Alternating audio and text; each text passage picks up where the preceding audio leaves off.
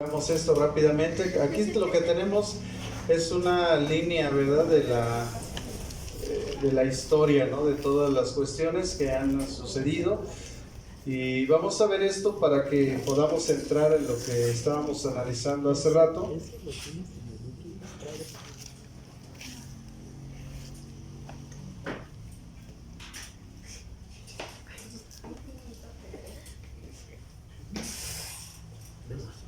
Y esta línea, le digo que es muy importante que nosotros la sepamos hacer o la vayamos implementando siempre que enseñemos, porque así vamos a poder enseñar varios aspectos de la Biblia y vamos a entender sobre todo esta cuestión, ¿no? Que esto es antes de Cristo, esto es después de Cristo.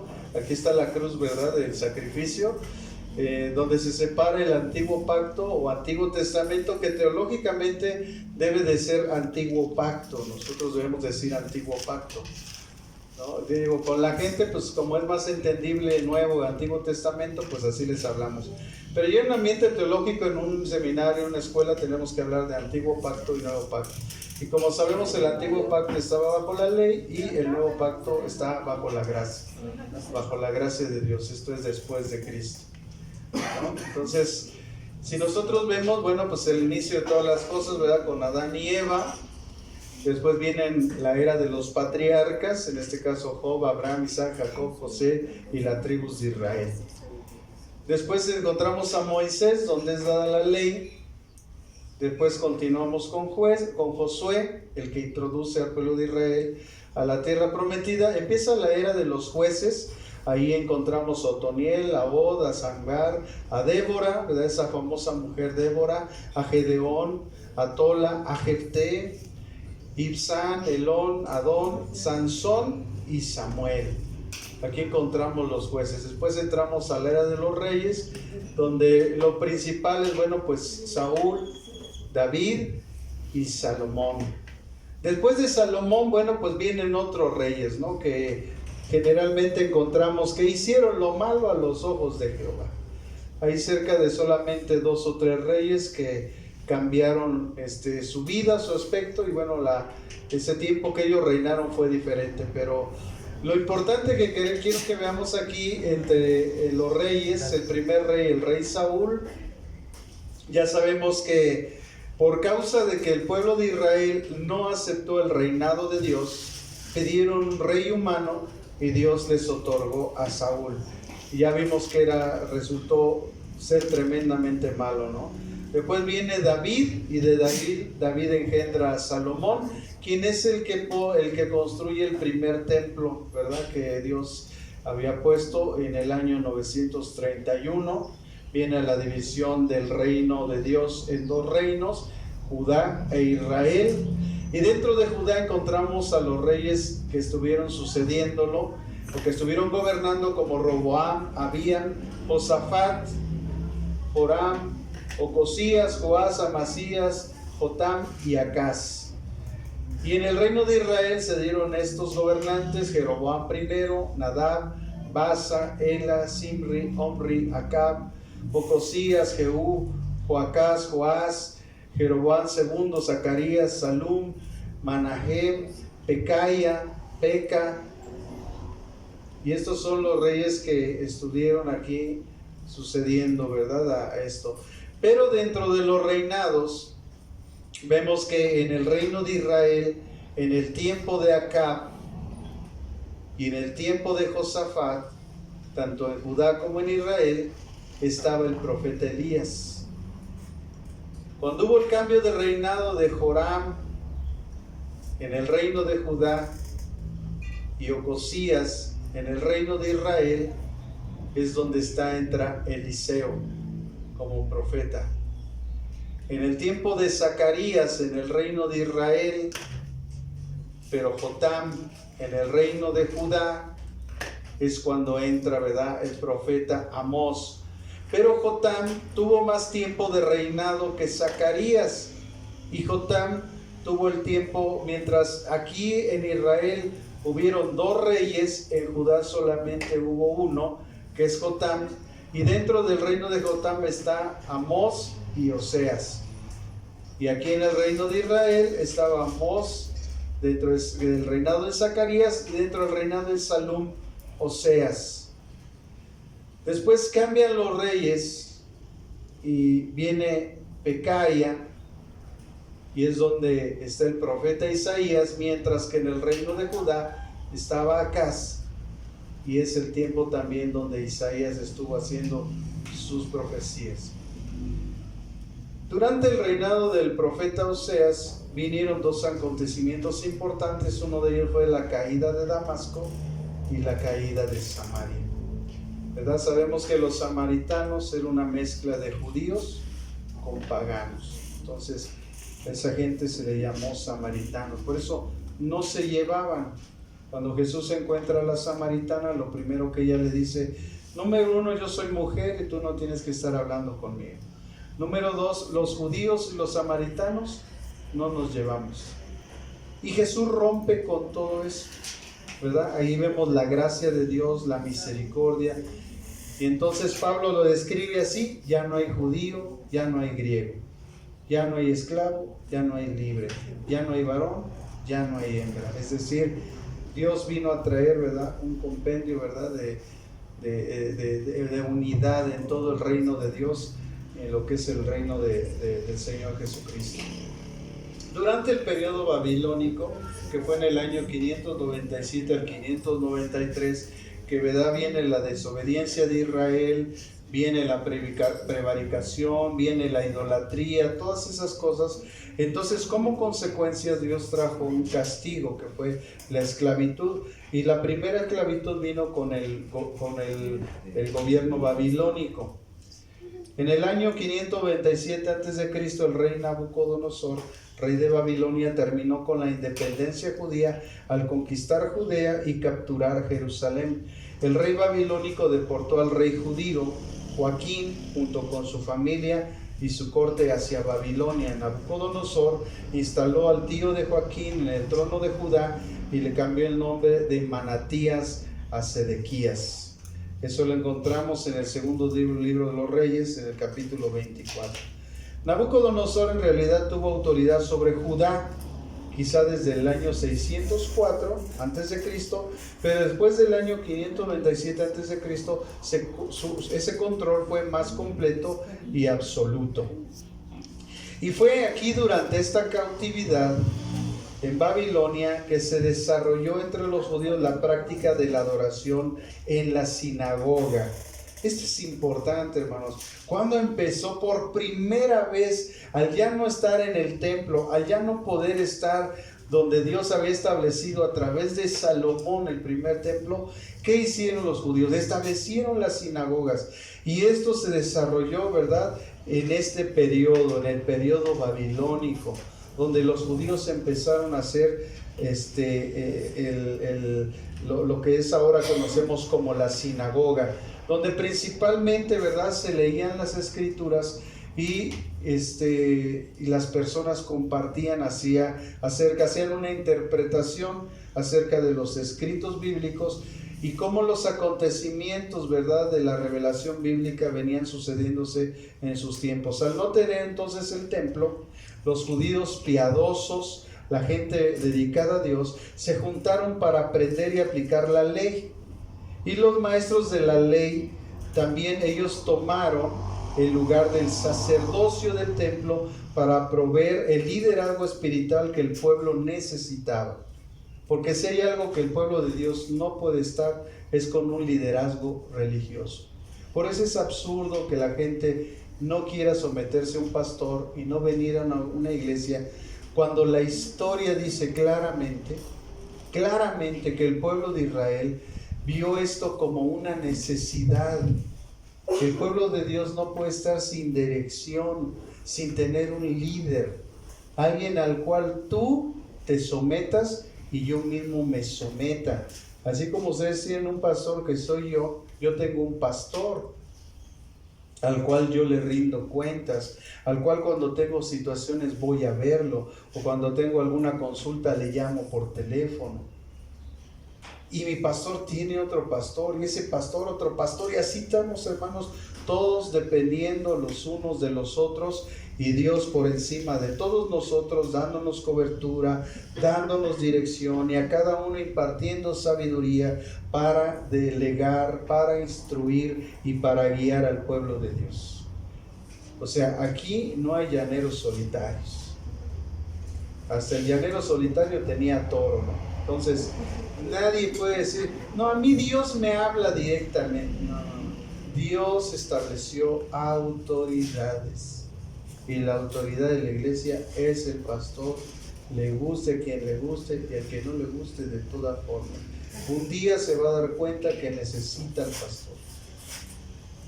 Porque lo único que manifiesta la gente al no recibir al pastor se llama orgullo. Porque el orgullo es la manifestación de la dependencia personal. Y nadie depende de uno mismo. Todos necesitamos de todos.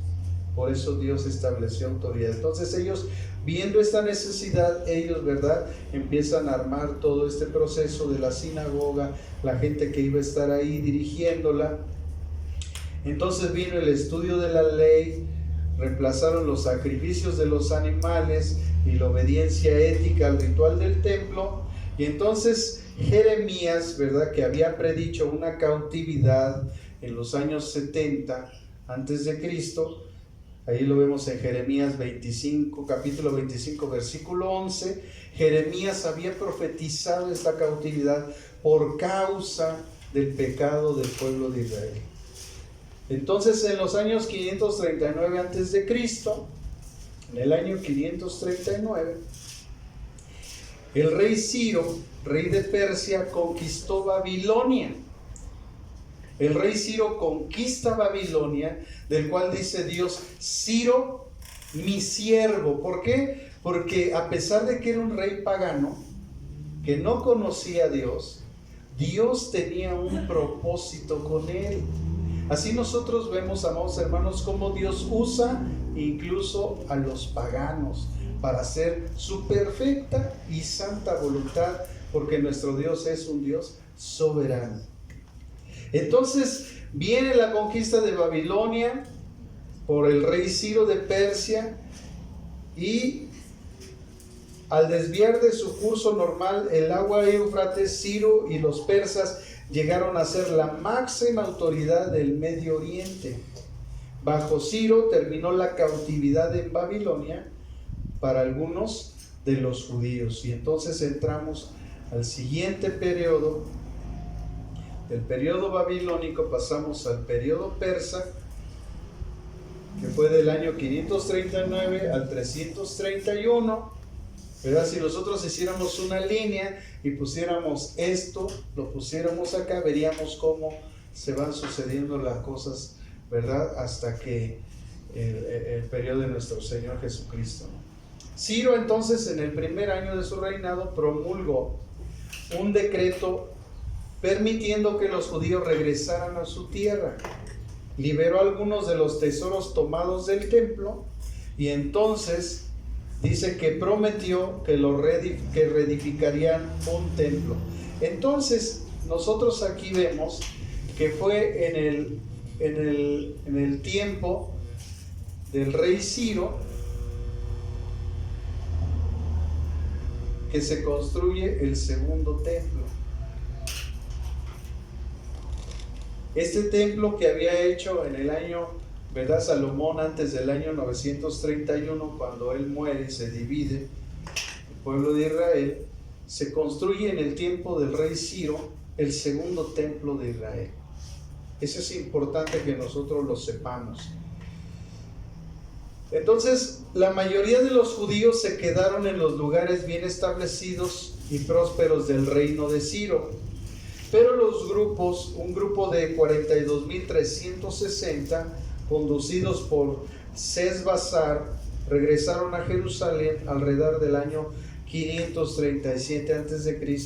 Y esto lo hallamos, ¿verdad? Este dato lo hallamos en Esdras capítulo 1, versículos del 5 al 11, y capítulo 2 del versículo 64.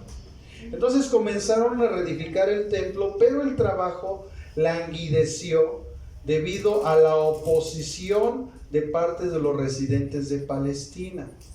Porque al haber sido llevados cautivos a Babilonia, pues resulta que los palestinos o los que estaban ahí alrededor, ¿verdad?, de los judíos, dijeron, pues ya se fueron, pues ahora sí que vamos a agarrar parejo. Y entonces ellos tomaron el área de Palestina.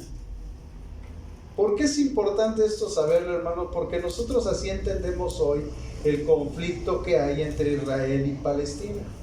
Que los palestinos no son otra cosa sino los antiguos filisteos. Ese pueblo que le ha sacado un dolor de muela de generación a generación al pueblo judío. Y que hasta el día de hoy le sigue causando caries. Son un dolor de muela esos individuos. Entonces, ¿a quién pertenecía ese territorio? A Israel. Cuando fueron deportados, estos individuos tomaron posesión de algo que no les pertenecía. El rey Ciro los hace regresar, llegan y se encuentran que ya otros individuos tomaron su territorio. Un territorio que no les pertenecía, le pertenecía al pueblo de Israel. O sea, históricamente, antropológicamente, nosotros vemos que donde está Israel es algo que ya les pertenecía. No es que alguien dijo, ¿sabes qué? Ahí sobra un cachito de terreno ahí por el Asia Menor y te lo vamos a dar a ti. No. Cuando vino lo de Hitler y todo eso, todo el mundo sabía, la Unión Europea que se formó después de la Segunda Guerra Mundial, todo el mundo sabía que ese territorio era del pueblo de Israel. Y tan así que le dieron la limítrofe exacta. Así es que no vengan con que ese territorio era de los palestinos o era de los árabes, porque miren, hermanos, además los palestinos son árabes. Pues que se vayan a Arabia, ¿no? No, ahí tienen que estar picando muela y haciéndole la vida imposible al pueblo de Dios, porque además Dios lo ha permitido, porque también hay un propósito. Entonces comenzaron a reedificar el templo, pero el trabajo languideció debido a la oposición de parte de los palestinos. Ven cómo ya desde ahí estaban fregando. El trabajo se reanudó debido a la predicación urgente de Ageo y Zacarías alrededor del año 520 a.C. Con la construcción se completó un periodo de unos 4 años. 4 años duró esta construcción. Lógicamente, hermanos, nada que ver con el glorioso templo que por primera vez Salomón había construido, con placas de oro y todo eso. Ya no existía nada de eso. Ya nada más había piedra sobre piedra, tal vez unos soportes de madera de acacia, pero hasta ahí, hermanos. El oro se lo habían llevado. Entonces el gobierno de los persas sobre Palestina duró hasta Alejandro Magno o Alejandro el Grande, un jovencito que empezó a reinar por ahí de los 20 años de edad o 21 años de edad, y que se constituyó en uno de los más grandes guerreros que existió, gobernando y tomando posesión casi hasta la India.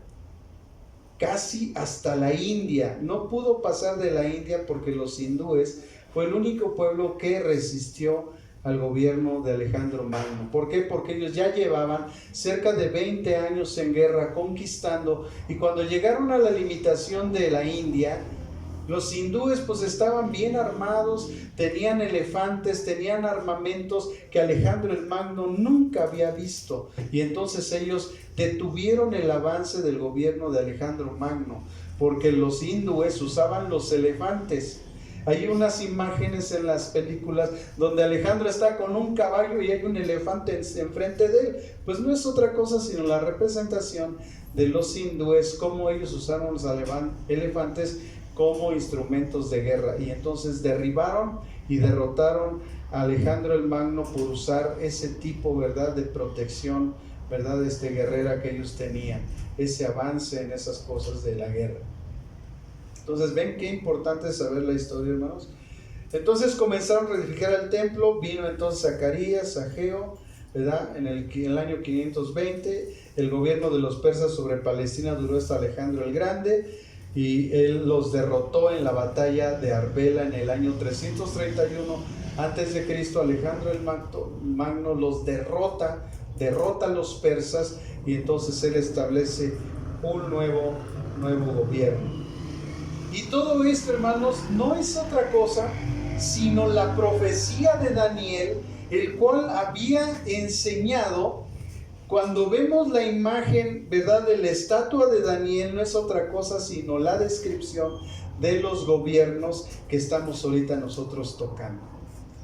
El oro, la cabeza de oro representa a Babilonia, el cuerpo de plata representa al gobierno de los persas, y así, y vemos cómo los gobiernos humanos se fueron degradando hasta llegar a una combinación de hierro y de tierra. Entonces nosotros, hermanos, debemos de tener todo ese conocimiento para poder enseñar. Entonces, como Alejandro el Magno, ¿qué creen? Pues era griego. Ahí entra el tercer gobierno, ¿verdad?, de la historia, que es el griego, ¿verdad?, que después ellos fundaron a través de los grandes pensadores como Platón, como Aristóteles. Ellos implantaron lo que hoy conocemos como el helenismo, o el pensamiento helenista, que tuvo influencia en el tiempo de Jesús, con los cuales Apolo, cuando se convierte al cristianismo, él disputaba con esos grandes pensadores. Cuando Pablo entra también a la zona griega, ahí en Tesalónica, y entonces les dice: yo les vengo a hablar de ese Dios no conocido. Era Pablo hablando a los helenistas, los cuales tenían muchos dioses, pero tenían un altar que decía el Dios no conocido, y Pablo inteligentemente y sabiamente dice: yo les vengo a hablar de ese Dios que murió en la cruz.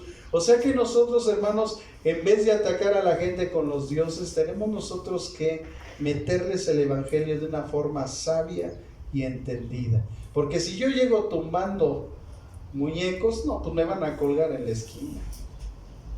Hay que ser muy sabios como Pablo y compartirles de ese Dios que esa gente no conoce.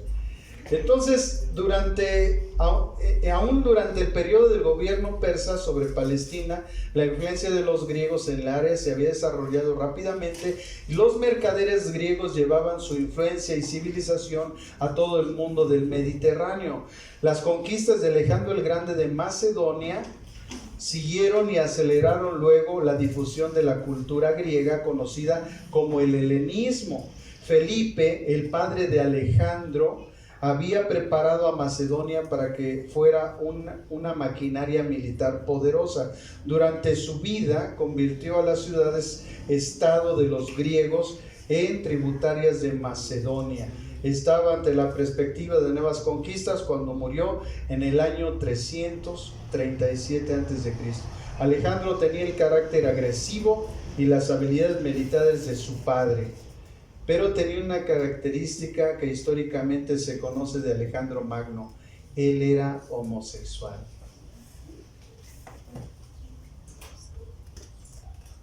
Y cuando nosotros vemos las profecías y vemos que en el río Éufrates hay 4 demonios atados, y vemos que estos demonios a través de la Biblia fueron los que influenciaron a todos estos conquistadores que hoy están atados. Estos grandes conquistadores fueron influenciados por estos demonios. Ellos les dieron el poder de conquista. Estos demonios están atados, pero dice la Biblia que un de estos demonios van a ser sueltos. Y de estos tremendos imperios que ha habido en la historia, que por la influencia de estos demonios llegaron a conquistar, el anticristo va a tener a sus órdenes a estos 4 demonios. Imagínense. Si uno lo que hizo con Alejandro el Magno, imagínense lo que va a hacer estos 4 demonios influenciando al anticristo. Es algo impresionante. Es algo tremendo. Entonces, por eso es bonito estudiar todo esto, porque uno va entendiendo muchas cosas de las cosas que Dios nos muestra en la Biblia. Entonces tenía ese carácter. Por eso mucha gente dice que una de las características del anticristo, aludiendo a la interpretación de que él no tendría deseo por las mujeres, y los únicos que no tienen deseos por las mujeres pues son los homosexuales, pues piensan que el anticristo precisamente va a ser un homosexual. De ahí que el auge del crecimiento de este sistema de pensamiento corrupto, que es el homosexualismo, pues está ahorita muy en auge, porque dicen los historiadores, los estudiosos bíblicos, que traen esta influencia homosexual. El filósofo griego Aristóteles, ¿verdad?, que hemos oído a veces en la escuela, había sido el tutor de Alejandro. Él fue el que enseñó a Alejandro el Magno, Aristóteles. En cuanto a los ideales del helenismo, Alejandro desarrolló una devoción también profunda hacia la cultura y la tradición de los helenistas, es decir, los griegos. Las victorias sucesivas en Isus del año 333 a.C. y Arabela en el 331 a.C. establecieron a Alejandro como el amo del antiguo Oriente Medio, y su extenso reino incluía incluso hasta Egipto. Imagínense el poder. Si de por sí el pueblo egipcio era muy poderoso, pero Alejandro Magno logró conquistar incluso Egipto. Se entendió entonces el reino incluía Egipto, Palestina y Siria, y se extendió hasta el río Indo en la India moderna. O sea, hasta ahí fue donde llegó. Ahí los hindúes lo derrotaron. Ya no pudo avanzar más. Alejandro entonces animó a sus soldados a casarse con mujeres orientales, fortaleciendo de esa manera la fusión de culturas griega y oriental. Educó a los persas en el idioma griego. Sus éxitos militares lo convirtieron más y más aún en una persona déspota, de arbitrario, de un estilo inmoral, ¿verdad? Pues era homosexual. Su vida entonces mejoró su salud, ese estilo de vida de homosexualismo, de fiesta, de alcohol, de drogas, terminó con su vida. Solamente, hermanos, duró 33 años de vida. Qué casualidad que el más grande hombre de Dios que ha pisado la tierra, que el Señor llama Señor, el Señor Jesucristo, también tuvo 33 años, pero su vida fue completamente, su conquista, comparando la conquista de Alejandro el Magno con la conquista de Jesucristo, no tiene nada que ver, y los dos vivieron la misma cantidad de años. Uno conquistó territorios y otro conquistó almas. Qué tremendo, hermano, cuando nosotros vemos de esa forma las escrituras. A su muerte, 4 generales de Alejandro se dividieron todo su reino. 2 de estos generales desarrollaron imperios que son importantes para la historia del Nuevo Testamento. En Egipto, los gobernantes tomaron el nombre de Ptolomeos por el general Ptolomeo y establecieron su capital en Alejandría. De ahí vemos, ¿verdad?, el canon Alejandría y el canon palestino. El canon palestino, ¿verdad?, basado en el Textus Receptus, que es el texto recibido, que son más de 3.800, ¿verdad?, pedacitos de la Biblia que juntos nos dan, ¿verdad?, la interpretación bíblica de lo que es la King James, que es la mejor interpretación bíblica traducida a un idioma, en este caso el inglés. Y de ahí se deriva la Reina Valera 1602, la Reina Valera 1909. Y así vemos, hermanos, que del Textus Alejandrio, ¿verdad?, donde se meten los libros apócrifos, que la palabra apócrifo significa no revelado por Dios o no inspirado por Dios, y que de ahí viene la Biblia de la Iglesia Católica, viene la Nueva Jerusalén, la Nácar Colunga, viene también la versión internacional, fue traducida la nueva versión internacional de este Textus Alejandrino, y desafortunadamente, o como lo quiere usted ver, la Reina Valera 60. La Reina Valera 60 no viene del Textus Receptus, y ya vimos, ¿verdad?, en las primeras clases la diferencia de estos dos textos, que el texto alejandrino tenía como base el código sinaítico y el código código vaticano. Y qué casualidad que cuando se escriben, ¿verdad?, las nuevas versiones bíblicas, cuando vino la reforma de Lutero, resulta que aparece por ahí un texto que contradecía a la reforma protestante. Qué casualidad, el código sinaítico. Y se espantaría si yo le dijera que la Reina Valera 60, su traducción, fue auspiciada por la Iglesia Católica, que es la Biblia que más usamos los cristianos. Hermanos, el diablo está dentro. El diablo, para hacer daño, tiene que estar dentro. Por eso encontramos en la Reina Valera muchas malas traducciones, palabras incompletas. Y es hasta que estudiamos nosotros la teología que nos damos cuenta. Pero ¿qué nosotros debemos de hacer? Bueno, no quiere decir que nos sirva, al contrario, muchos nos convertimos con esta versión, porque el Espíritu Santo, aquí hay suficiente luz para que una persona venga a los pies de Cristo. Yo me convertí con una Biblia católica, usted no se convierta con esta, ¿verdad?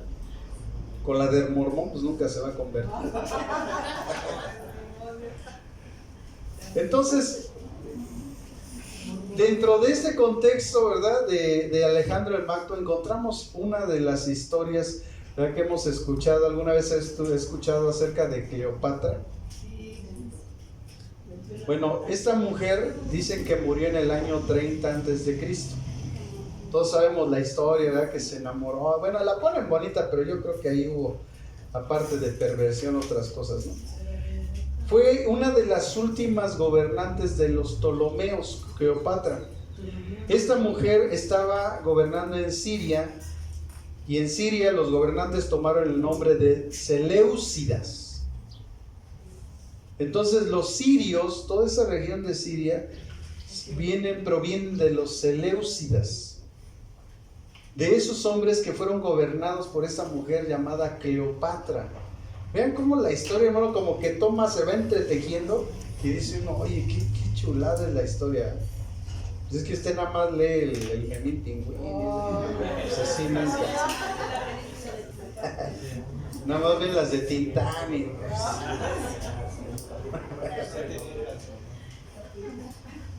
Entonces, este nombre Seleucidas lo tomaron estos hombres debido a un general llamado Seleuco. Así se llamaba Seleuco, por eso se llamaban Seleucidas. O como lo llamaban antes, Antíoco o Seleuco. Y convirtieron a Antioquía en su capital. El general romano Pompeyo terminó la historia de este imperio al conquistarlo en el año 64 a.C.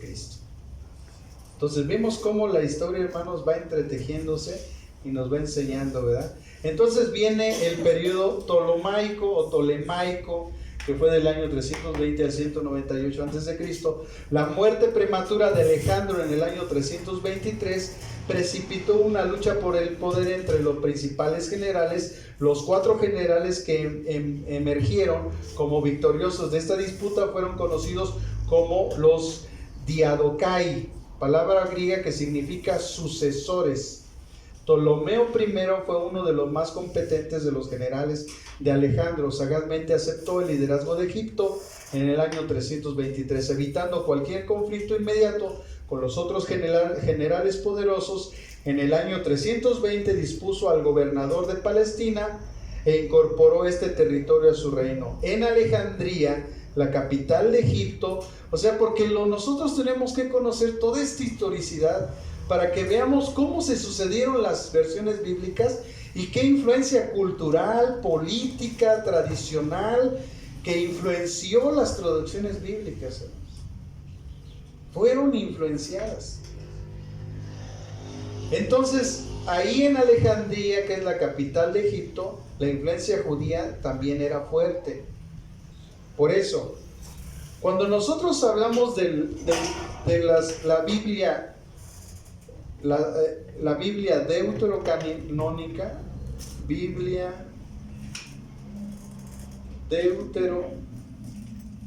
canónica no es otra cosa que estamos hablando de la traducción o la traducción y los libros del canon de Alejandría.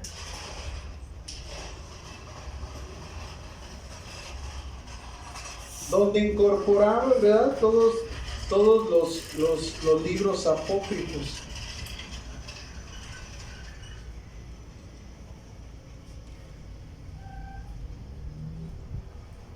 Entonces, por eso la Biblia católica tiene más libros, porque aquí incorporaron los libros apócrifos. ¿Y qué eran los libros apócrifos? Eran escritos griegos. Escritos griegos, ¿verdad?, de cuestiones bíblicas, entre paréntesis. Y el canon palestino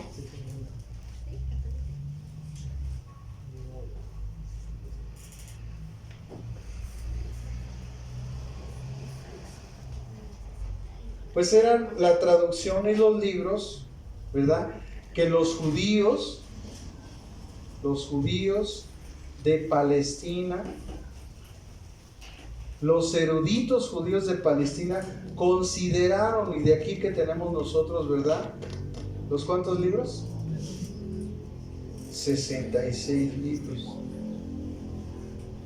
Porque estos judíos de Palestina no aceptaron los escritos griegos. ¿Por qué? Porque para los judíos de Palestina el idioma griego no es un idioma inspirado por Dios, solamente el hebreo. Por lo tanto, ellos solamente tomaron los escritos en hebreo y ellos formaron el canon que ahora nosotros tenemos. Cuando Jesús hizo referencia a las escrituras, Él no usó el canon alejandrino. Jesús usó el canon palestino. Por eso nosotros los cristianos tomamos este canon y no este, que es deuterocanónico, o de otro canon, que son los judíos de Alejandría. Aquí también habían judíos y eran alejandrinos, y ellos incorporaron los escritos griegos, pero los judíos de Palestina no aceptaron los escritos griegos. Por eso no aceptaron Bel y el dragón y todos esos libros que la Iglesia católica mete, porque estaban escritos en griego. Y para los judíos el idioma hebreo es el idioma que Dios utilizó para la enseñanza bíblica. Entonces ahora nosotros sabemos por qué tenemos estos libros que tenemos, porque estos libros, ¿verdad?, fueron una traducción hebrea, y de aquí nació la famosa Septuaginta griega. ¿Ya ven? ¿Y qué es la Septuaginta griega? Bueno, pues que 72 eruditos de habla hebrea tradujeron al griego. 12 de la tribu de Dan, 12 de la tribu de Dan, 12 de la tribu, 12 de las 12 tribus de Israel, 12 eruditos hebreos. Y lo más impresionante fue que cuando ellos, cada uno de los 12 de cada tribu de Israel, cada uno, eso dicen los historiadores, que cada uno que hizo la traducción individualmente, o sea, no crean que estaba uno el otro al lado y estaban copiando, no, uno en un lugar, otro en otro lugar, los eruditos traduciendo las escrituras. Cuando trajeron los papiros y los escritos, ¿qué creen? Todo coincidía. De los 72, todo coincidió. Eso es impresionante. Es por eso que vemos la obra del Espíritu Santo en este canon. Entonces ellos se reunieron entre todos y entre todos sacaron uno. Pero estos, cada uno escribió uno Es decir, sacaron 72 escritos y todos coincidieron en la traducción al griego. Qué impresionante. ¿Ve por qué nosotros seguimos este canon? Cuando te digan, ¿tú qué canon sigues? El canon palestino. ¿Cuál es el canon de la Iglesia Católica? El canon alejandrino. Aquí también se deriva la Biblia de los Testigos de Jehová. Los Testigos de Jehová, también su traducción es de este canon, que lógicamente ellos le quitaron, le inventaron, hicieron su rollo, pero también viene de este canon alejandrino, lo de los Testigos de Jehová.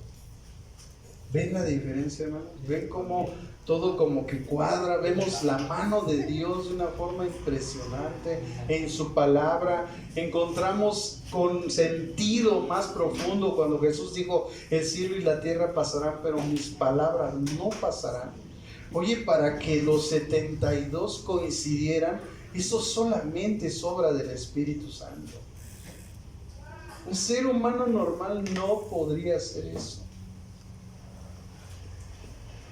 Entonces, amados hermanos, cuando viene esta traducción, ¿verdad?, de la Septuaginta, bueno, pues ahora tenemos una versión. ¿Y por qué se hizo esta traducción? Porque en Alejandría, el conquistador, que vamos a ver más adelante, ¿quién me dice cómo se llamaba? ¿Quién conquistó? ¿Cómo?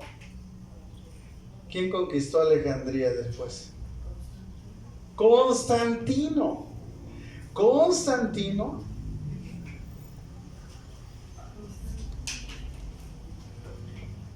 aquí había una biblioteca de más de 1000 volúmenes de diferentes libros.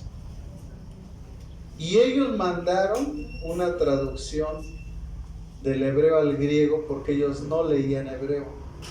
Y les hacía falta una interpretación bíblica en griego para que ellos pudieran, y meterla aquí como la 1001.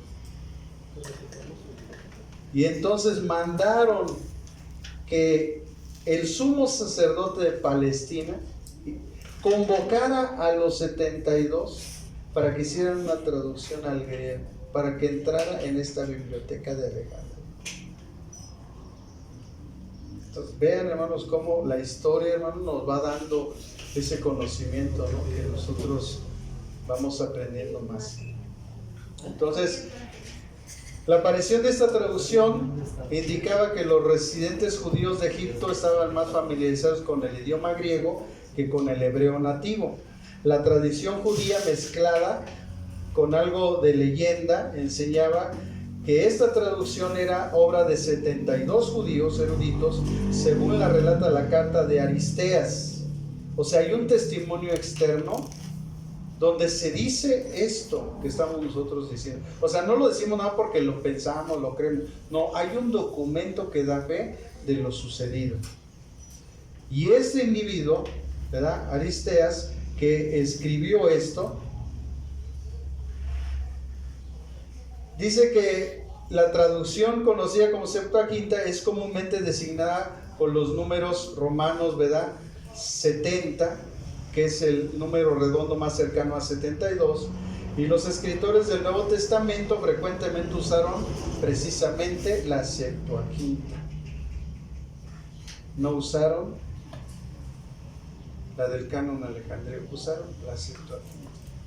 Entonces, una de las reglas para nosotros saber por qué, o sea, ya que vieron ahorita cómo se originó el canon del Nuevo Testamento, una de las reglas es que ese libro debía de haber sido usado por los apóstoles de Cristo.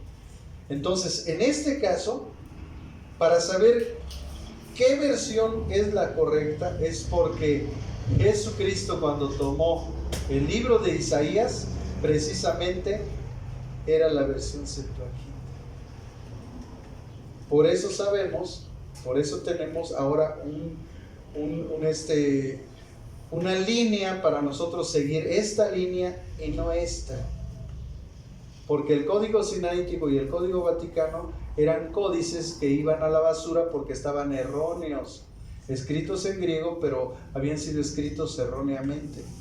y el Textus Receptus, de donde nace esta versión de la Biblia del hebreo, nosotros entonces vemos que era más fehaciente. Cuando vino el descubrimiento de los rollos del Qumran, se supo que los escritos griegos de la Septuaginta eran correctos. Y eso trajo luz, hermanos, para que nosotros entendiéramos que esta Biblia que tenemos, pues, está muy bien escrita. Y que el hombre se ha equivocado, porque el ser humano tiene errores. Dios no se equivoca, el que se equivoca es el ser humano al hacer las traducciones. Porque cada traductor o cada revisor bíblico, de generación en generación, pues lo hace de acuerdo a su conocimiento. Entonces, si nosotros queremos tener una mejor referencia de una versión bíblica, pues usemos una versión lenguaje actual. Usemos una versión de nueva traducción viviente, que son traducciones que actualmente, ya con todo este conocimiento que se tiene de la Biblia, han traducido de una mejor forma, de una mejor comprensión. Porque cosisteis, visteis, corristeis, saca de onda, ¿no? A que te digan, corrió, leyó, lenguaje actual, ya lo entiendes, mejor estar, corriste, leíste y fuites, no se entiende bien. Entonces usemos esas versiones para comprender mejor. Tome su Reina Valera, yo no digo que no sirva, sí sirve la Reina Valera, pero use otras versiones para que comprenda mucho mejor lo que el autor bíblico quiso decir, o abarque más conceptos, porque las traducciones bíblicas de una palabra tienen otros conceptos y usted alcanza una mejor comprensión de lo que Dios quiso decir. Entonces, los escritores del Nuevo Testamento frecuentemente usaron la Septuaginta cuando citaban al Antiguo Testamento, aunque la calidad de la traducción griega es dispareja. Es útil para mostrar la manera que los eruditos judíos interpretaban las escrituras hebreas en esa época. Así nosotros tenemos ese conocimiento, hermanos, más fresco en nuestra vida. En el periodo sirio, ¿verdad? Viene el periodo sirio del año 198 al 167. En el intento de afirmar su autoridad sobre Palestina, Siria enfrentó una nación dividida. Muchos judíos, conducidos por el sumo sacerdote Onías III, apoyaron a los Ptolomeos de Egipto. Sus adversarios de la acaudalada casa de Tobías se apoyaban a Siria. Por algunos años hubo una disputa entre oniataías pro-egipcios y el tobiánico pro-sirio. Los anioitas inicialmente prevalecieron sobre los tobianitas, y este dominio continuó hasta que el gobernador sirio Antíoco IV, que es importante en la historia, este individuo, llegó al trono. Y Antíoco era un helenista, o sea, una persona orientada al conocimiento y a las enseñanzas griegas. Eso se llaman los helénicos, ¿verdad? Ese conocimiento, esa perspectiva de pensamiento. El comprometido y un ególatra se llamó mismo Epifanes, que significa el magnífico, sugiriendo que era la encarnación sobre la tierra de Zeus, del Olimpo. En un cambio burlón e irónico, los judíos lo apodaron Epimanes, que quiere decir loco, ¿verdad? Entonces Antíoco tenía planes agresivos para usar fondos de Palestina, de especial de los templos de Jerusalén. Encontró a un judío apóstata que estuvo dispuesto a trabajar para él como un peón de ajedrez. Y entonces Jasón, que era uno de los hermanos del sumo sacerdote Onías III, prometió grandes sumas de dinero para el tesoro de Antíoco y colaborar con Antíoco en la introducción de las costumbres helenistas en Jerusalén, a cambio de su nombramiento para el sumo sacerdocio. ¿Por qué esto es importante? ¿Saben por qué? Porque de aquí viene la línea de los fariseos. Los fariseos no vienen de los levitas, los fariseos no vienen de una de las líneas de Aarón, que era la ordenanza de Dios, sino que ellos compraron el sacerdocio. De ahí, por eso Jesucristo les dijo: vosotros sois de su padre, ¿quién? El diablo. Porque ellos no venían de la línea del sacerdocio ni levítico ni arónico. ¿Se dan cuenta, hermanos? ¿Por qué hicieron lo que hicieron estos individuos? Entonces estos individuos compraron su sacerdocio. Después de ser nombrado como sacerdote, Jasón estableció en Jerusalén un gimnasio con una pista para competencias atléticas. Ahí los jóvenes judíos se entrenaban desnudos, de acuerdo con la costumbre griega. Comprensiblemente esta práctica produjo ira entre los judíos piadosos, y las competencias se iniciaban con invocaciones a las deidades paganas. Los sacerdotes judíos aún comenzaron a dejar sus deberes para asistir a estos eventos, aunque estos cambios indujeron a muchos judíos a adoptar costumbres paganas. Promocionaron también un grupo que se opuso a lo que se llama los Hasidim, que significa los piadosos, antes de llevar adelante sus planes de invadir Egipto. Y lo que estamos narrando, hermanos, no es otra cosa sino la iniciación, ¿verdad?, en el mundo antiguo, o la esparción de los Juegos Olímpicos que ahora tenemos, que no era otra cosa sino la dedicación a los dioses paganos. Por eso mucha gente está en contra de los Juegos Olímpicos, porque se hacen, cuando tú ves las inauguraciones, se hacen sacrificios, se hacen presentaciones a dioses, ¿verdad?, paganos de la antigüedad. Entonces muchos cristianos o gente no está de acuerdo en que los cristianos participen en esas cosas, precisamente por el trasfondo que existe de todo esto. Y que además sale una individua como Lady Gaga y hace sus actos demoníacos, y viene otro artista y también hace sus actos demoníacos, y todas esas cosas, hermanos. Recordemos que todas esas prácticas y todas esas cuestiones, nosotros, si las practicamos, nos hacemos partícipe de esas cosas y abrimos puertas para la influencia demoníaca en nuestra vida.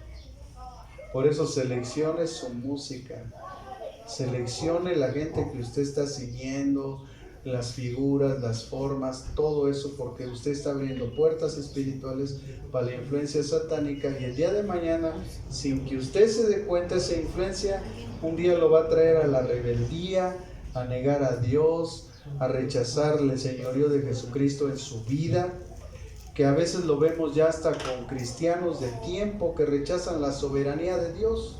¿Usted puede creer que un cristiano rechace la soberanía de Dios? Sí existe. Lo que pasa es que el cristiano no se da cuenta. ¿Y sabe por qué? Por un simple y claro principio. ¿Quién estableció las autoridades? Dios.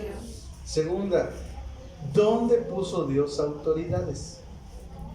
En la casa, en el trabajo, en el gobierno y en la iglesia. Entonces, cualquier cristiano que rechaza estas autoridades rechaza la soberanía de Dios. Y hay muchos cristianos que, sin darse cuenta, son rebeldes delante de Dios al rechazar la autoridad de aquellos que Dios ha puesto en preeminencia. ¿Cuántos rebeldes hay aquí? Toque madera, hermano. Entonces, ven, hermanos, cómo es que el diablo es sutil. O sea, ¿qué quiere decir con que él es sutil? Pues él ni cuenta se va, hermanos, de sus prácticas idólatras. ¿Hay cristianos idólatras? Yo conozco varios que le dan más importancia a otras cosas que a las cosas de Dios. Eso es idolatría. Porque a Dios lo debemos llamar con todas nuestras fuerzas, con toda nuestra mente, con todo lo que somos. Hay gente que cristiana, entre paréntesis, que publica más cosas en el internet, tonterías, que cosas de Dios. O sea, ¿no han leído que dice ahí? ¿Qué estás pensando? ¿Y qué dice Proverbios? Tal es su pensamiento, tal es él. Entonces lo que tú publicas a mí me deja ver lo que hay en tu corazón. Si mi publicación todo es de Cristo, ¿quién está lleno mío? ¿De qué está llena mi vida? De Cristo. Y si yo publico cosas que no, ¿qué hay en mi corazón? Basura. Estoy permitiendo basura en mi pensamiento, eso va a repercutir en mi carácter y va a repercutir en mis acciones, tarde que temprano. Cuando venga la prueba ante la autoridad, te vas a rebelar. Es una lucha. Yo lo experimenté cuando era congregante, cuando mi autoridad me llamó la atención. O sea, yo decía en mi mente, ¿quién es? ¿Con qué? Es mi casa, a mí no me tiene que decir nada. Pero había otra cosa por dentro que me decía, sométete, sométete. Y aunque enfrenté la situación, gracias a Dios, como cuando uno empieza, está uno leyendo la Escritura, hacemos nosotros una disciplina de oración, pues ganó, ¿verdad?, el espíritu y no la carne. Pero si yo hubiera sido de una chuleta cristiana, pues yo hubiera ofendido a mi pastor, lo hubiera rechazado. Amados hermanos, yo no estaría ahorita enfrente de ustedes, porque es cuando nosotros vencemos estas circunstancias que Dios nos va ascendiendo a un nivel espiritual, de crecimiento también espiritual, para darnos autoridad, para darnos bendición, para derramar dones y para ser usados en el reino de Dios. Cada vez que eres vencido, vas para atrás, te vas formando en la cola. Hay mucha gente que quiere servir, Señor, úsame a mí, yo quiero, Señor, y hay mucha gente formada, pero Dios nada más está viendo el comportamiento de cada uno de ellos, y cuando tú vences, tú avanzas. ¿Por qué? Porque el otro falló, tú avanzas. Y así vas hasta que llegas hasta el frente y dice Dios, ¿quién irá? Escuchas el llamado, porque estás atrás de la cola. ¿Cuándo vas a escuchar el llamado? Jamás. Pero cuando tú vas avanzando, te pones al frente de la cola, y cuando Dios dice, ¿quién irá? Tú dices, heme aquí, envíame a mí, y Dios te usa a ti y los demás que sigan en la cola. ¿Se da cuenta la importancia de eso, hermanos? De entender esto, que nosotros los cristianos entendamos esto, que tengamos la capacidad de humillarnos, reconocer nuestras fallas.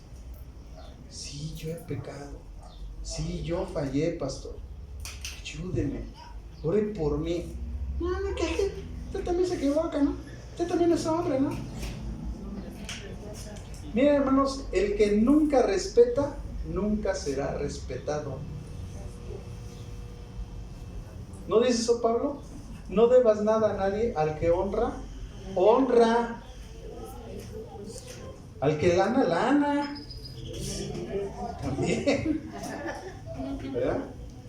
Entonces, este individuo, Antíoco, capturó a Jerusalén, mató a muchos hombres, mujeres y niños, entró al templo, confiscó los vasos sagrados y las ofrendas que encontró allí, edificó una ciudadela fortificada en la colina occidental de Jerusalén, puso allí sus tropas y las dejó con la responsabilidad de afianzar su victoria. De regreso en Antioquía, promulgó los pasos para terminar con el culto judío en Jerusalén. Su propósito tenía poco que ver con su devoción a la religión helenista. Lo que quería era unificar su reino sobre la base religiosa y poder controlar las ofrendas que se entregaban en el templo de Jerusalén. No hay mejor forma de gobernar a la gente que establecer una religión, donde alguien se encarga de coordinar todo eso. ¿Y qué cree? Eso va a ser el anticristo. Él va a unificar una sola religión, un solo Dios que va a ser Él, y así va a controlar a toda la gente. Porque la devoción a Dios es una necesidad del ser humano intrínseca que nosotros no entendemos, pero nosotros tenemos la necesidad de adorar. Y si no adoramos al Dios verdadero, nos vamos a adorar a nosotros mismos o a los ídolos paganos o a los demonios. Por eso la gente que no viene a la iglesia, ¿a quién adora? Pues al diablo. Porque Dios es digno de adoración y de alabanza. Es digno de ser honrado con nuestras ofrendas. Cuando usted da ofrenda, está honrando a Dios. Pero a veces no nos cabe a nosotros. Porque la única forma de vencer la idolatría hacia el dinero es ser ofrendadores alegres. No hay otra forma, hermanos. Si hay algo que el hombre idolatra es el dinero. Dios no necesita tu dinero, lo que quiere es romper tu idolatría al dinero, tu afán. Es que si no tienes dinero estás enojado. Fíjate, en ti mismo, fíjate. Cuando no tienes dinero estás enojado. Cuando no tienes dinero hay pleito en la casa. Cuando no hay dinero te sientes triste, te sientes mal, te sientes menos. Y no entendemos las palabras del apóstol Pablo. Sé vivir en abundancia y sé vivir en escasez.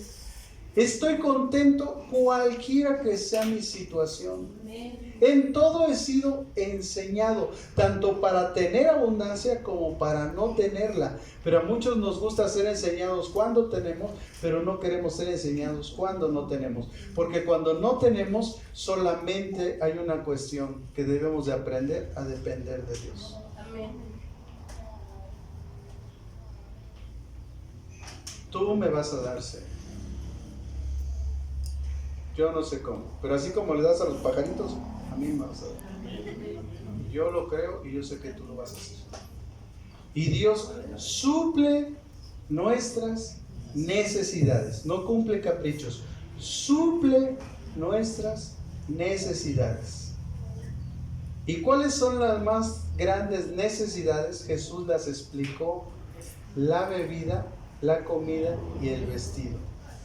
Estas tres cosas son las cosas que todo ser humano siempre está buscando: traer un buen tacuche, comer bien, tomarse lo que quiere.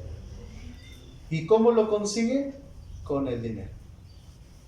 Pero cuando nosotros nos volvemos humildes y entendidos para honrar a Dios, nosotros primero honramos a Dios, Dios prospera nuestra alma. Y entonces nosotros, en ese sentido, empezamos a cumplir el propósito de Dios en nuestra vida. Ya sea que tengamos o que no tengamos, eso no mide nuestra felicidad. No gobierna nuestras vidas el dinero.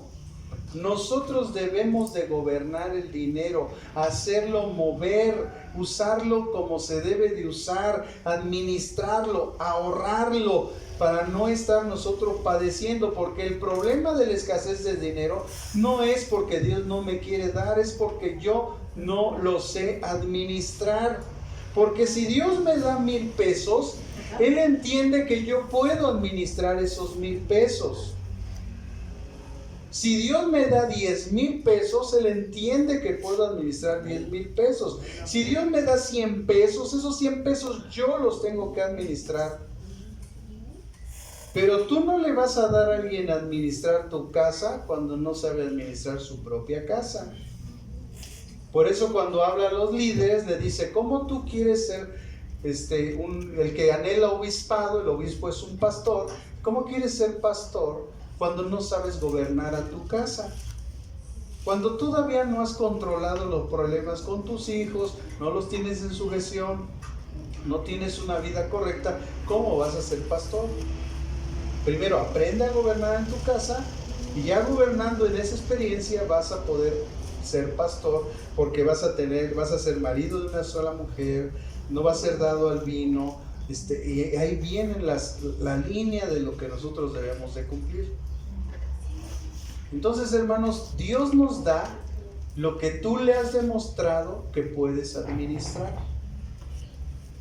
Cuando tú sepas administrar eso poco, en lo poco has sido fiel, en lo mucho te pondré. Pero tú estás al revés, tú quieres mucho cuando no sabes administrar poco. Aprende a administrar poco para que cuando Dios te dé mucho, sepa que tú eres un buen administrador. Porque miren, hermanos, nosotros aquí estamos de paso. Tú no te vas a llevar nada. Yo lo veo hoy. Ahí hay algunas cuestiones, posesiones. Cuando murió mi madre, dijo: hijo, yo no tengo nada más que esta casa. Es todo lo que tengo. Ustedes son 4. Pues véndala y divídala. Es lo único que tengo. No, tampoco era cualquier casa, también vale su lana, ¿no? No son como las de Santa Inés, que caben 2, 3 pollos, aunque salen como 20. ¿Dónde se duermen? ¿Quién sabe? ¿No? Pero yo veo que sale un montón de gente de una casita y dicen, ay, pues ¿cuántas recámaras tiene una? Ay, ¿dónde se duerme? ¿No? Arriba de la estufa, arriba de la mesa, abajo, porque sale el pollerío, ¿no? Entonces, digo, a nosotros nos dejó una casa de 3 recámaras, pero pues como si fueran 3 casas, porque el terreno de adelante, el terreno de la casa y el terreno de atrás es como si fueran 3 casas. Es casa muy grande. Pero si nosotros somos sabios, entendidos y además tenemos a Cristo, pues no tenemos por qué pelearnos por las posesiones. Hay que hacerlo equitativamente. ¿Sabe qué, carnal? Pues a ver, tú tanto. No, pues yo lo que hicimos nosotros es que el pastor nos juntó a los hermanos, sin esposos, sin esposas. ¿Por qué? Puros hermanos. Y nos sentó, fuimos a comer a un restaurante y dijo, ahora sí, vamos a comer, ya barriga llena, todos adormilados, ahora sí vamos a decidir. Ahí hay una casa. ¿Qué piensa? Y yo como mayor de los varones dije, mire pastor, yo tengo casa. Yo cedo los derechos de mi casa, de mis derechos de esta casa, los cedo a mi hermano menor porque él no tiene casa. Pues él vive ahí, vivía con mi mamá. Yo cedo mi derecho para mi hermano, yo tengo casa. Y así se vence el egoísmo, hermano, así se vence el afán, así se vencen esas cosas con un corazón humilde, dadivoso y amoroso, porque es mi hermano, porque él tiene necesidad. Oye, si vendemos la casa y le damos una cuarta parte de la casa, pues él no va a conseguir una casa con ese dinero. Entonces yo dije, yo cedo. Gracias a Dios mi hermano César también dijo, yo también tengo casa. Yo cedo mis derechos, se los cedo a mi hermano. Y mi hermana Gabriela, que tiene la casa más grande, tiene 3 pisos de casa. Tiene hasta estudio en la parte de arriba, sala de juego, jacuzzi en sus cuartos. O sea, Dios la ha bendecido. Dice, yo también tengo casa, ¿yo para qué quiero? Que se quede mi hermano con la casa. Solamente hay una condición, tú te encargas de los trámites. Ahí nosotros no ponemos un peso. Nosotros te cedemos todo, pero tú haces los trámites. ¿Y sabe cuánto cuestan los trámites? Pues también cuestan una lana. Pero él se va a quedar con la casa. Entonces el día que él nos traiga los papeles, aquí está mi firma, carnal. Porque nosotros tenemos en esta vida que vencer todo lo que Jesús venció. Jesús venció el egoísmo, el orgullo, la vanagloria, la soberbia, venció el pecado, la tentación. Y nosotros, ¿qué creen? Lo tenemos que vencer. ¿Yo para qué quiero? Si yo ya tengo, pero no, es que la gente es así, quiere más, y entre más tiene, más quiere, y se están matando, y se están odiando. El odio está venciendo al amor que se profesaban como hermanos, y nosotros no debemos de ser así, hermano. Nosotros los cristianos, los que seguimos a Cristo, tenemos que seguir sus pasos y tenemos que hacer cosas correctas en los momentos correctos. Al final, hermanos, Dios es bueno. Y ese acto para Dios puede ser el cambio para toda tu vida. Puede ser tu más grande bendición. Porque ¿qué hizo Salomón? Salomón pidió sabiduría y dijo, por cuanto pediste sabiduría y no pediste lo que otros piden, aún te voy a dar la sabiduría como nadie ha existido ni existirá, pero además te voy a dar riqueza. Y te voy a dar esto y te voy a dar esto, porque así es Dios, hermano. Cuando nosotros nos portamos humildes de corazón, Él nos da en abundancia más y más y más, porque Él ve que somos un corazón buen administrador de lo que le pertenece a Él. Porque si usted no sabe, todo lo que hay en este mundo y en todo el universo le pertenece solo a Él. Que nos lo haya dado a administrar es otra cosa, pero a Él le pertenece. Y Él le da la riqueza, dice Eclesiastés, a quien Él quiere. Entonces, si hay un jeque de Arabia que tiene, que uno lo ve y dice, ay, estos condenados, 200 autos en su cochera, y puro de lujo, uno de oro, taza de oro. Oye, ¿yo para qué? Pues que mi popó es de oro. ¿Qué? Bueno, si es de oro, pues déjeme pongo ahí, ¿no? Pues que me caiga un lingote. Es individuo, ¿no? Un tronco de oro. Con un lado, Señor. ¿No? Pero no, ni eso, o sea, también ellos hacen como nosotros, igual de feo que nosotros. También les da chorrillo de repente, entonces, aunque sea jeque o jaque o lo que sea, también le dan mate en el baño. Pero así está el mundo, hermanos, y nosotros no debemos de buscar eso. Hagamos tesoros en el cielo, donde el hollín no lo puede, hermanos, romper ni echar a perder. Entonces, de acuerdo, esos decretos llegaron a esas cuestiones, ¿no? De gobernar a través de la religión. Dice también, amados hermanos, del periodo sirio, pasamos al siguiente periodo, que es el periodo macabeo, ¿verdad? Ahí es donde nosotros encontramos, ¿verdad? Es escrito, el libro de los macabeos es muy bonito. Ya leí yo el primero y segundo libro de los macabeos. Es muy bonito en el sentido histórico, porque entendemos que si Judas Macabeo no hubiera peleado y él hubiera hecho lo que hizo, el pueblo de Israel ya no existiría en este tiempo. Ya no existiría. Pero gracias a esa intervención de estos hombres es que el pueblo judío permanece. Entonces, después de esa fecha, muchos de los descendientes de los macabeos que sirvieron como gobernantes abandonaron las primeras metas y anhelos de sus antepasados buscando sus propósitos personales, que a menudo eran seculares e influenciados por el helenismo. Aunque los gobernantes judíos, quienes sirvieron después del año 142 a.C., eran macabeos, usaremos el término asmodeo para designarlos como descendientes que tenían propósitos diferentes que los antepasados. Después de alcanzar entonces la libertad para los judíos, el reinado de Simón fue breve pero próspero. La vida de los judíos resurgió y las condiciones económicas mejoraron, aunque Simón pudo detener las amenazas militares de Siria.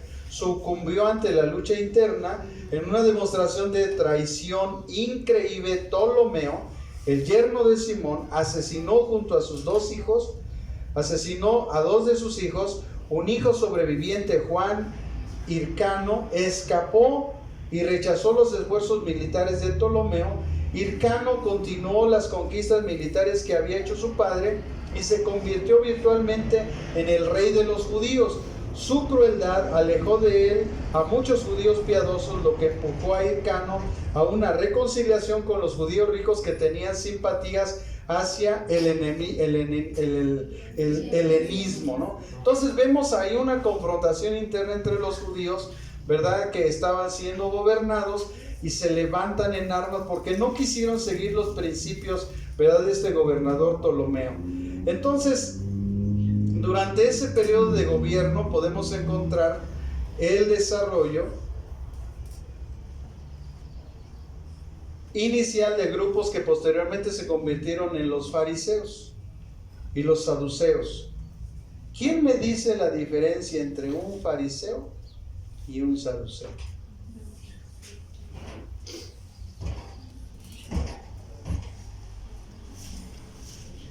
¿Por qué fariseo? ¿Por qué saduceo? Miren, las dos tipos de personas eran judías.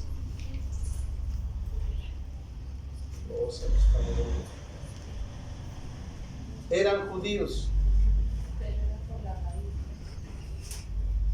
Básicamente era que los fariseos, ¿verdad?, era la religión judía que estaba compuesta por los sacerdotes que hacían, ¿verdad?, todas esas cuestiones de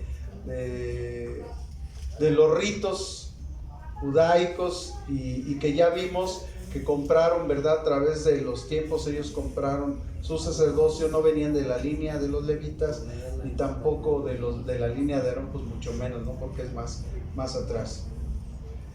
Ellos tenían un sistema de pensamiento que los caracterizaba. Creían en el Mesías que iba a venir, pero no en la forma que Cristo vino, ¿verdad? Porque lógicamente al no ser judíos de raíz y de venir de una línea de enseñanza, pues lógicamente ellos traían un conocimiento transgredido de las escrituras, aunque ellos de cierta forma manejaban la ley y la tradición judía, pero no tenían el conocimiento profético, ¿verdad? La revelación profética que tenían los verdaderos judíos.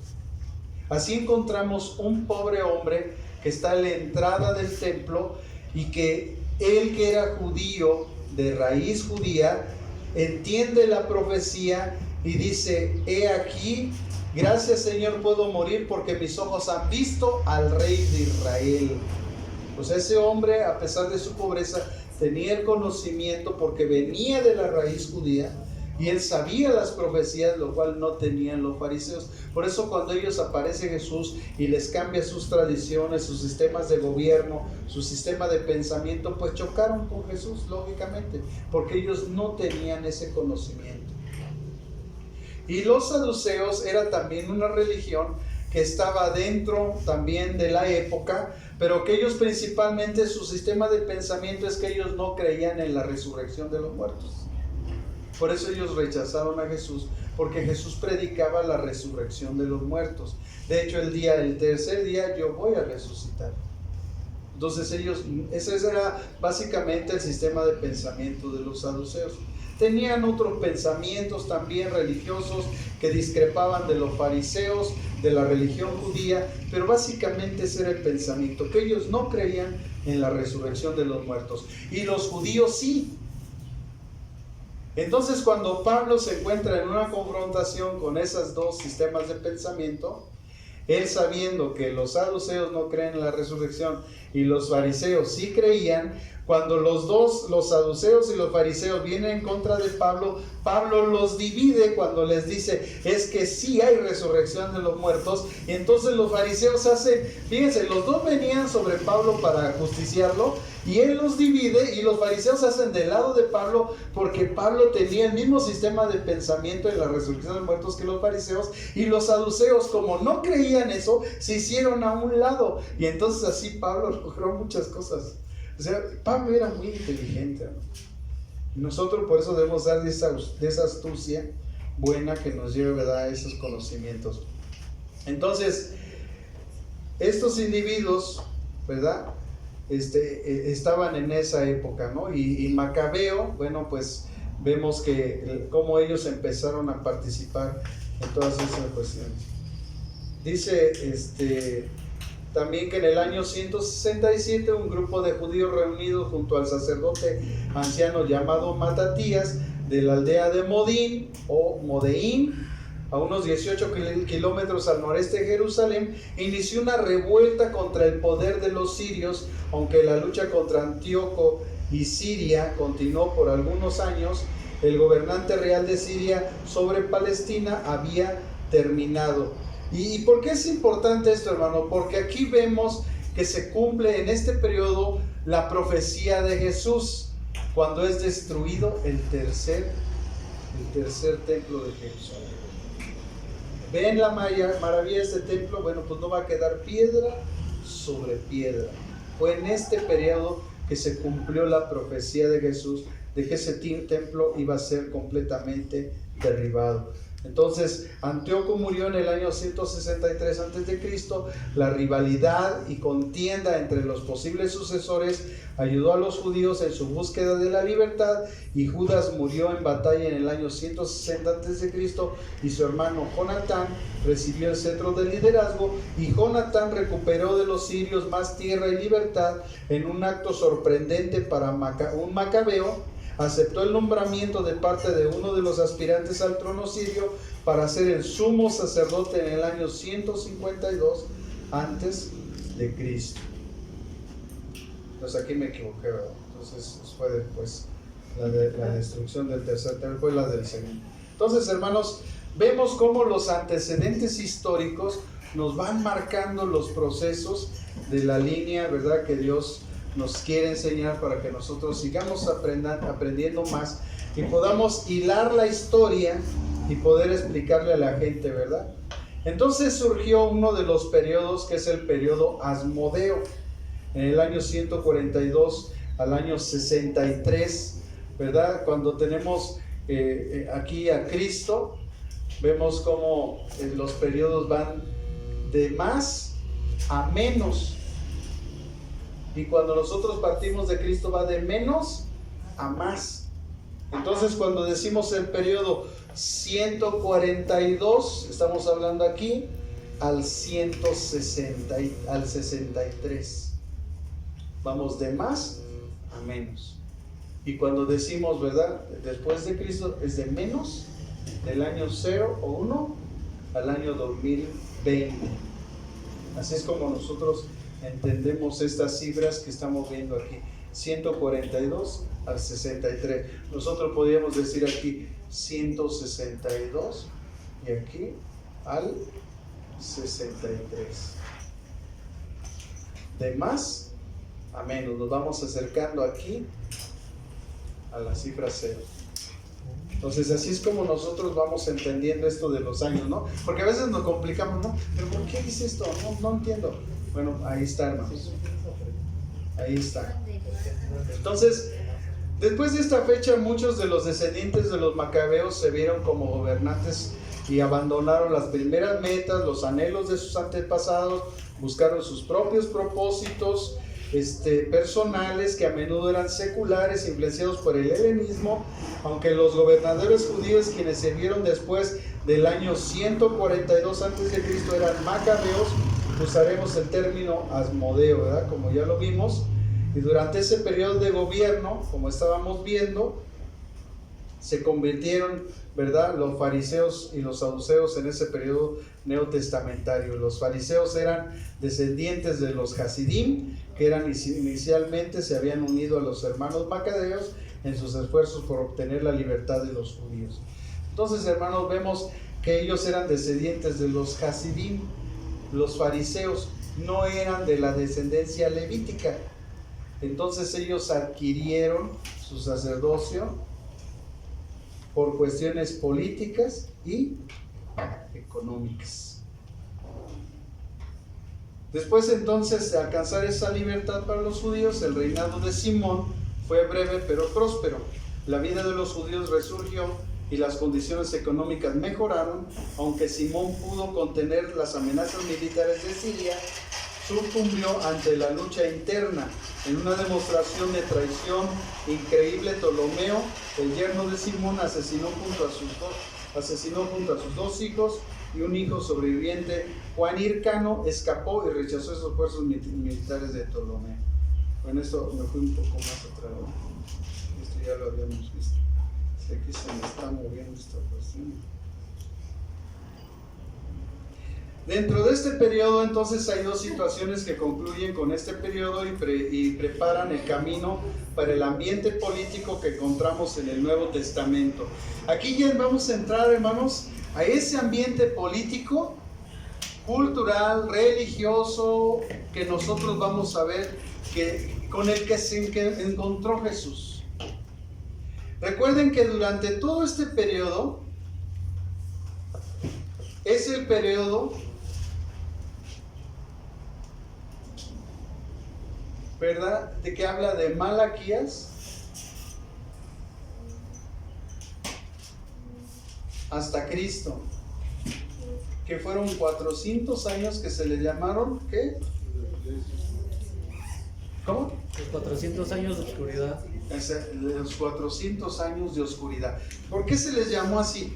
Porque no hubo revelación de Dios para el pueblo. Exacto, porque no hubo profeta, por eso se llama Malaquías el último profeta, porque no hubo revelación de un profeta, no apareció nadie, hasta que aparece Juan el Bautista y él empieza a traer la voz de Dios, pero pasaron 400 años.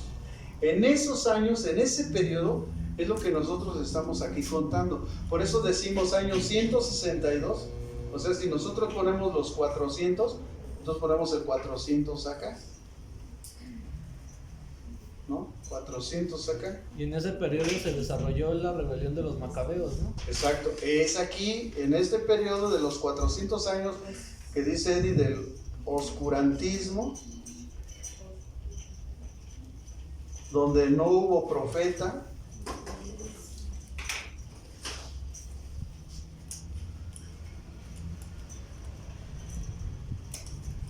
Entonces no hubo profeta, no hubo revelación de Dios, no hubo nada, hasta que aparece en el escenario Juan el Bautista. Pero pasaron 400 años, y en este periodo es donde estamos hablando nosotros ahorita.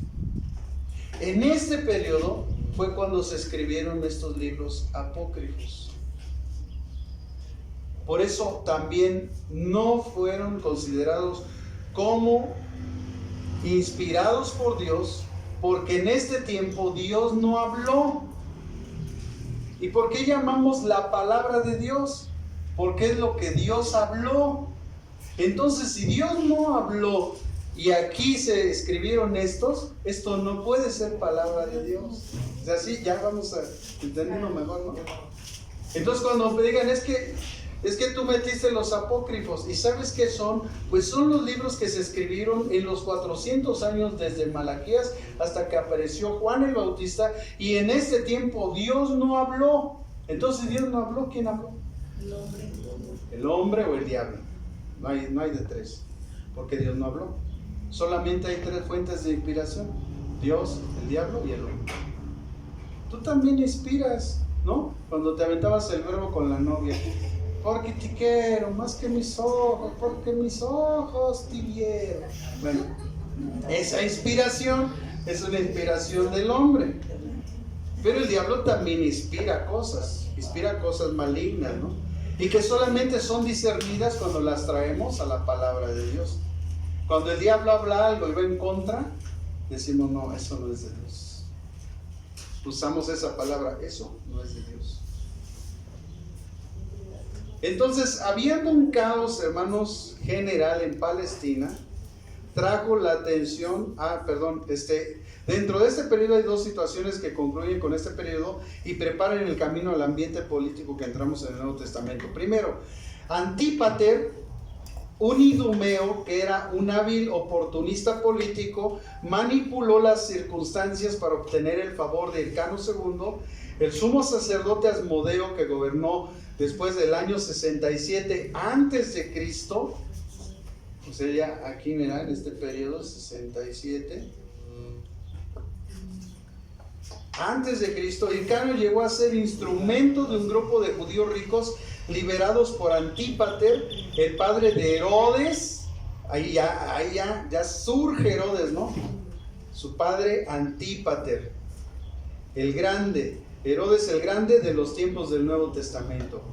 La segunda cuestión es que el caos general en Palestina atrajo la atención de Roma, y Antípater impulsó a Hircano a cooperar con Roma, pero su ambicioso hermano Aristóbulo II, qué bueno que no te llamas así, comenzó una guerra civil a fin de arrebatar el liderazgo de su hermano, y finalmente el general romano Pompeyo invadió Palestina, sometió a Aristóbulo y redujo el territorio de Judea a una provincia romana. Aunque Roma estableció su poder en Judea en el año 63 aquí, ¿verdad? También, en el año 63, los judíos retuvieron una semejanza de liderazgo Asmodeo bajo Hircano II y su sucesor Antígono, cuya muerte fue en el año 37, señaló el fin de la dinastía Asmodea. Entonces, en este periodo los Asmodeos fueron derrotados, y Roma, aquí en el año 63, Roma inició su gobierno. De hecho, Simón Macabeo, que está en la carta de los Macabeos, es el que hace el tratado de paz y de alianza con Roma, y es cuando los judíos entregan el gobierno a Roma. Está en Macabeos. Exacto. Con Simón Macabeo, que fue el último que defendió la fortaleza macabea, y es cuando entran todos los romanos a gobernar en Jerusalén. Exacto, él derrota a los Asmodeos, viene Roma a conquistar, y Simón sale y entonces hace un pacto con Roma para que no haya ya guerra y dejen a los judíos de estar en paz, entre paréntesis. Y entonces, como dice todo eso, hermano, tenemos nosotros que cascarlo, ¿no? Pero es que nos tiene que gustar la historia, hermano, porque pues, como vemos fechas, vemos letras y acontecimientos, no le tomamos interés.